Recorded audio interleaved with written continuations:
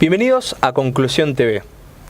La cantidad de jurisdicciones llamadas paraísos fiscales se ha multiplicado en 5 desde los 80 hasta la actualidad. Se tratan de nada más y nada menos que 25 billones de dólares que circulan hoy, actualmente, por sus playas. Para hablar un poquito de esto, invitamos en este caso al investigador del Consejo de Estudios Interdisciplinarios, Económicos y Políticos, sobre todo encargado de la parte económica. Estamos hablando del analista Pablo Piacenza. Pablo, ¿cómo estás? Hola, buenas tardes. Gracias por la invitación. La primera pregunta que nace cuando hablamos de paraísos fiscales es ¿de qué se trata? ¿Qué es un paraíso fiscal? Bueno, en primera instancia valdría la pena mencionar que es mejor hablar de jurisdicciones no cooperantes o de guaridas fiscales.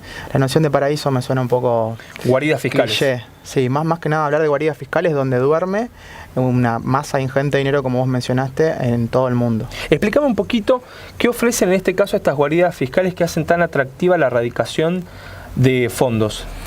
Bueno, los paraísos fiscales, guaridas fiscales, ofrecen en primera instancia el secreto jurídico famoso, secreto jurídico bursátil. Esto es, estas jurisdicciones, vale la pena aclarar que justamente se habla de jurisdicciones porque no todos son países. Hay secciones con un estatus especial, como en el caso de Estados Unidos, con los lugares de Nevada, Delaware, Wyoming. Ofrecen el secreto jurídico bursátil, que es que no manifiestan abiertamente cuál es la identidad del dueño de la empresa que se va a radicar en el paraíso o de esos capitales, ¿no? En segunda instancia ofrecen el secreto bancario. El secreto bancario es básicamente también no manifestar la identidad del dueño de la cuenta bancaria que se abre en el paraíso fiscal. Y en tercera instancia ofrecen una baja o nula tributación, es decir, los capitales que se radican en un paraíso fiscal o no pagan impuestos a la riqueza o a las ganancias o pagan muy poco. Y esto ofrece una especie de triangulación muy ventajosa para este tipo de capitales, porque es capital que mal habido en un país o en un lugar se lleva a un paraíso fiscal donde mediante una suerte de perversión de la legislación internacional se puede abrir una empresa offshore y radicar así esos capitales. Esto ¿Es ilegal abrir una empresa offshore?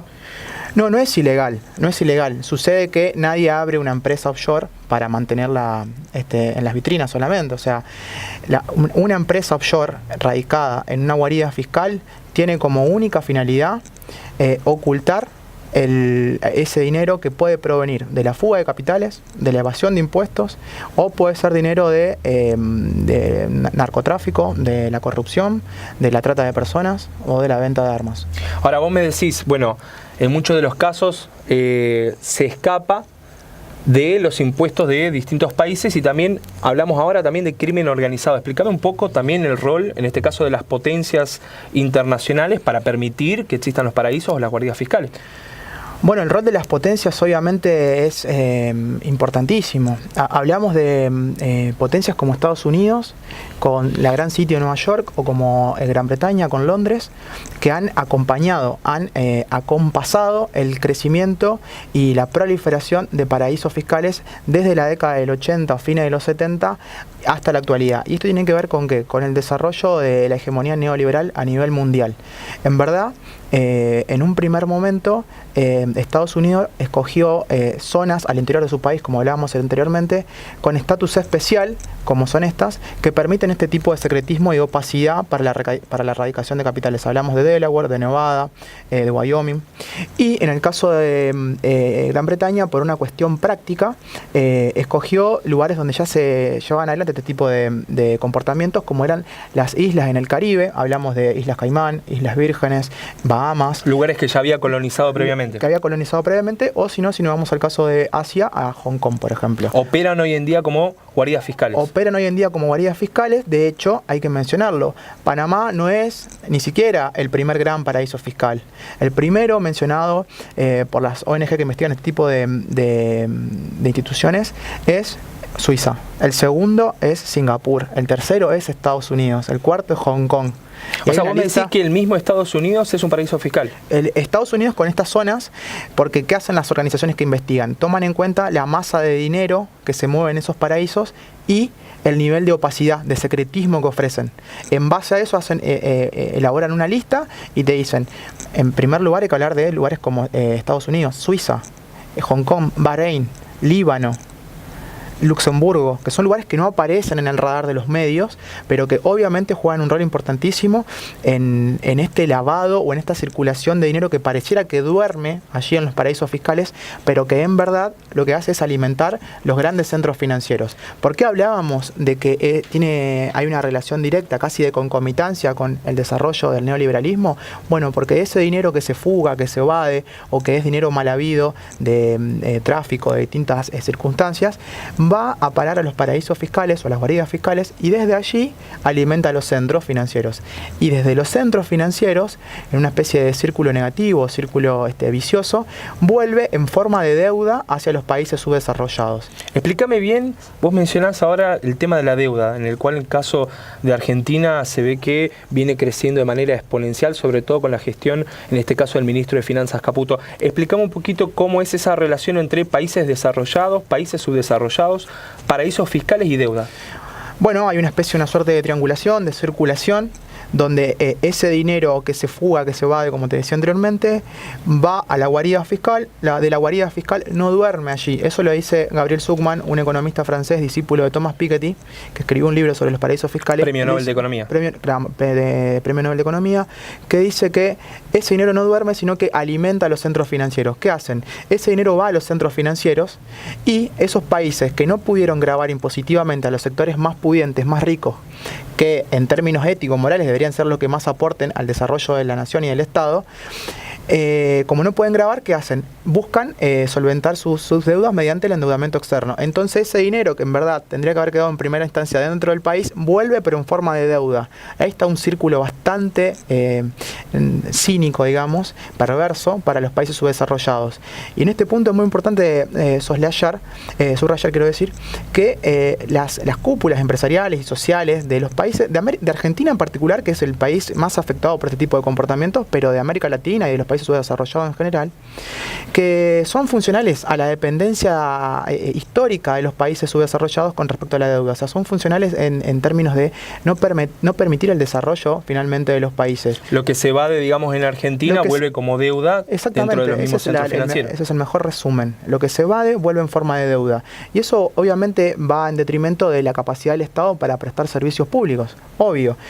Y entonces el Estado encuentra en el endeudamiento, pero también hay otro sistema que incluso puede llegar a ser más injusto, que es que esa riqueza que no se pudo grabar y que se fue del Estado, que escapó, la fuga de capitales,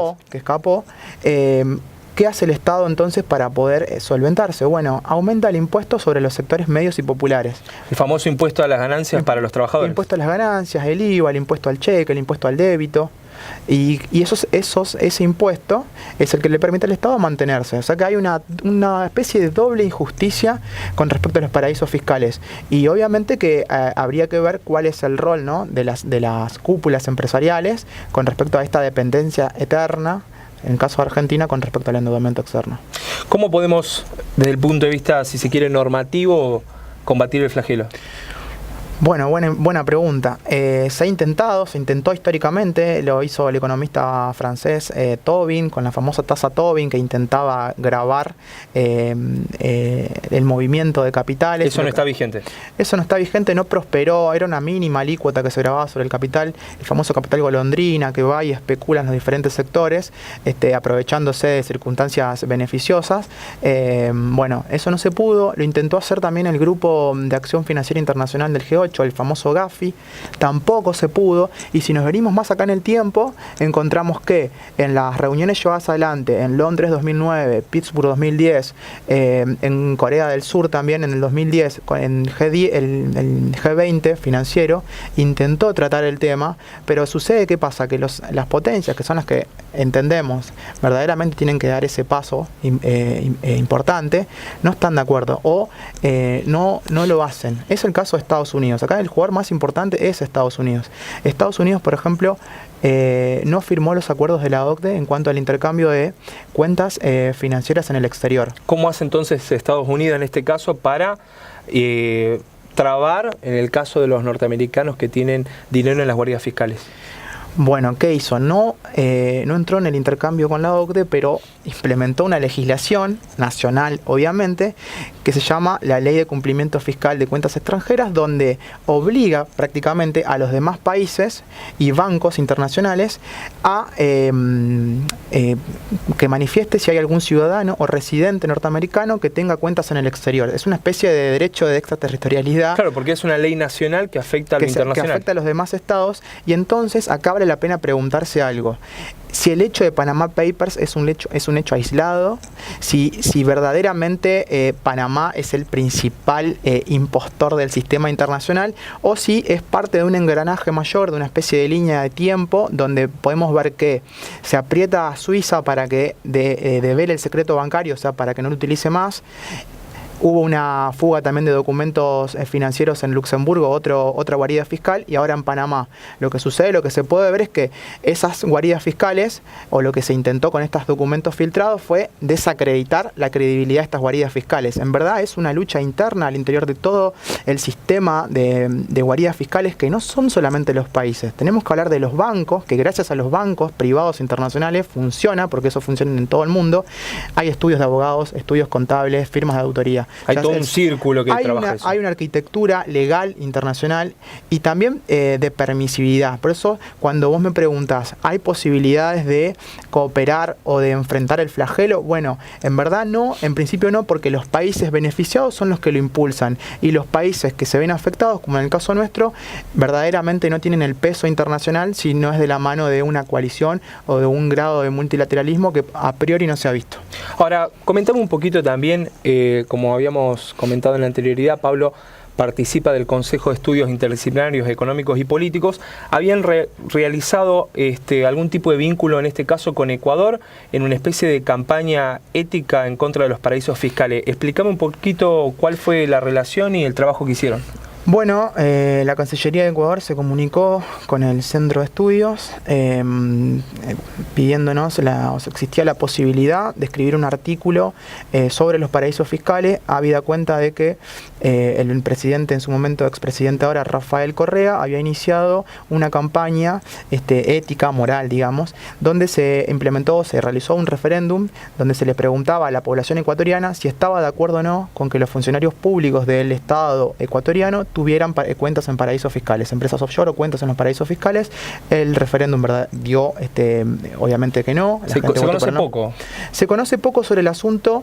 De hecho, en la última campaña electoral en la que ganó Lenín Moreno tampoco se hizo, los medios no hicieron hincapié en el tema, y bueno, vale aclarar que también los medios tienen un rol acá, ¿no? O sea, tampoco se hizo mucho eco de, por ejemplo, en el caso argentino, de la presencia del presidente Mauricio Macri dentro de los documentos filtrados en Panama Papers.